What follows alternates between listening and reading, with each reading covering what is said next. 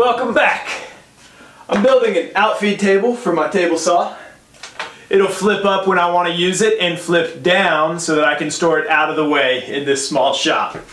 Just squaring up and cutting down a little bit this laminate piece of MDF that used to be an outfeed table, but I need to rebuild it so that it goes with the rails on my table saw now.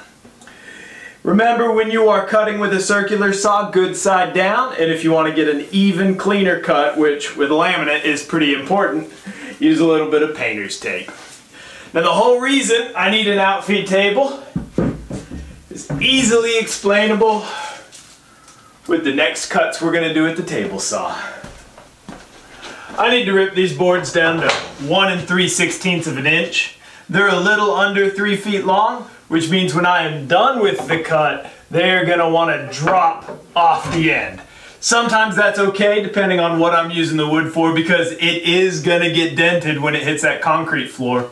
But more often, what I end up having to do is reach around the blade with my other hand and bring it back. Now that is not the safest thing. I feel safe enough doing it, but if I can avoid that by just pushing it off onto an outfeed table, that's definitely what I'd prefer.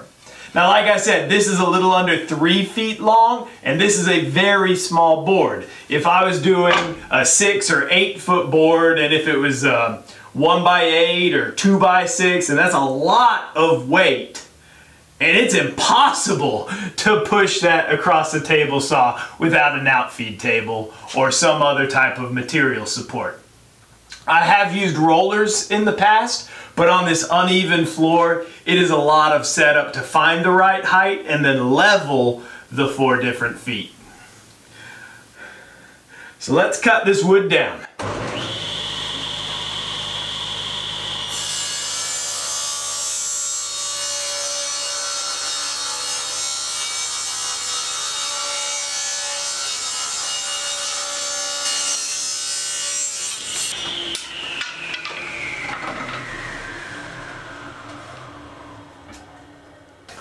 With the outfeed table flipped upside down, I'm going to glue on these boards to build up the thickness of the outfeed table. I'll come back with 2-inch wide trim boards, but I want more to attach it to than just the MDF.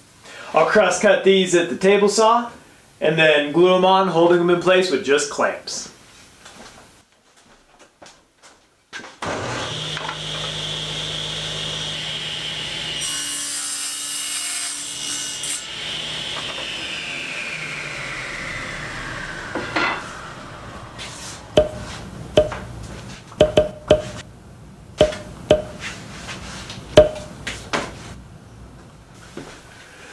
Still plenty of work that can happen while the glue dries. This chunk of wood is what the outfeed table will hinge on, but I need to round over one edge so that it fits tightly into the angle iron, and then I need to drill out so that it slips over these bolt heads. It is just a little bit thicker than it needs to be, so after doing both of those steps, I'll run it through the planer a couple times to make it the perfect thickness.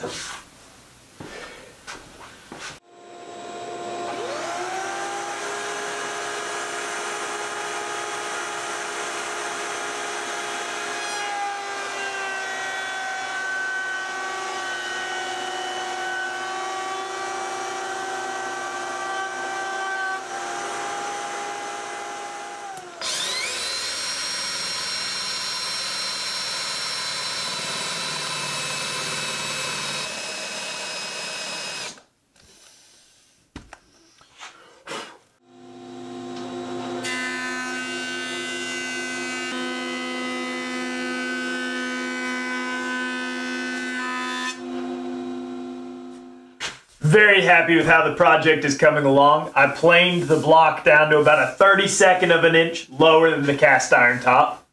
Now I need to drill out 4 holes so I can attach the block with lag screws from underneath. They're 1/4 inch lag screws, so I'm going to start with an 1/8 inch bit and then go up to a 1/4 inch from there.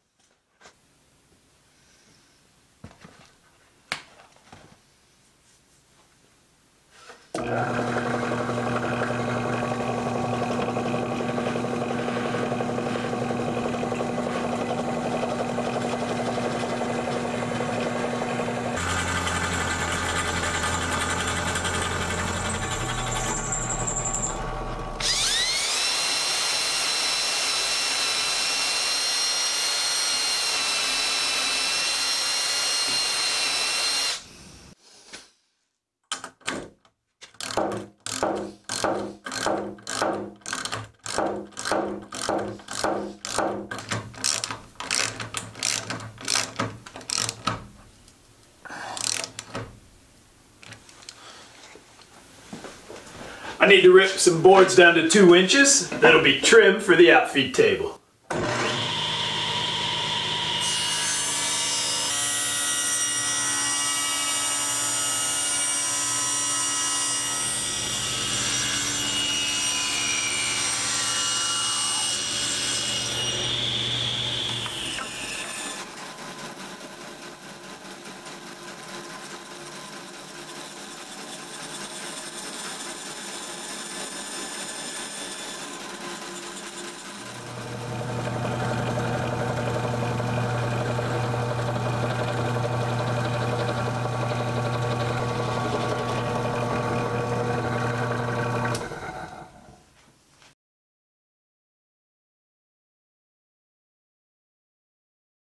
This time while the glue dries, I'm going to finish shaping this block.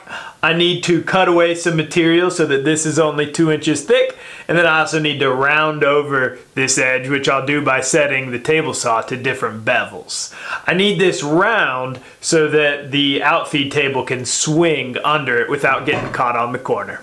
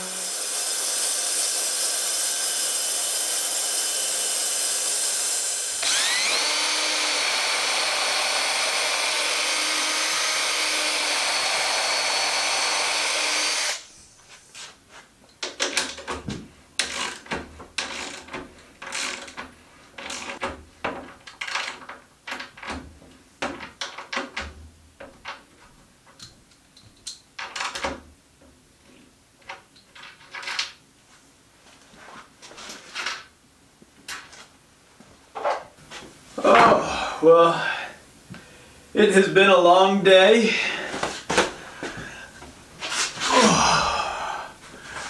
But I've got the block and I've got the outfeed table.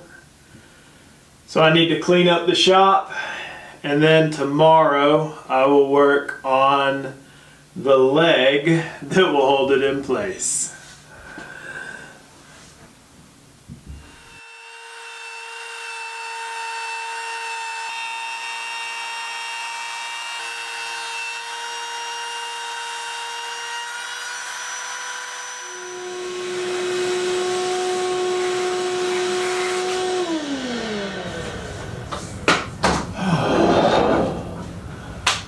Alright, I love taking advantage of the table saw fence to get these grooves in line with the grooves on the table saw.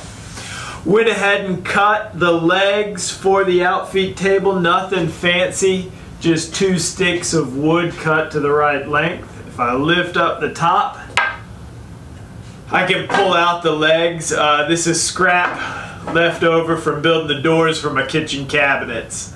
I don't love that they're not going to be attached to the outfeed table permanently, but I do love how easy it is to install them.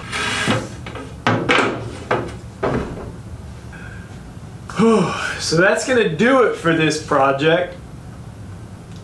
If you enjoyed, don't forget to like, comment, share, and subscribe. Have a great week, and as always, get out there and make some sawdust.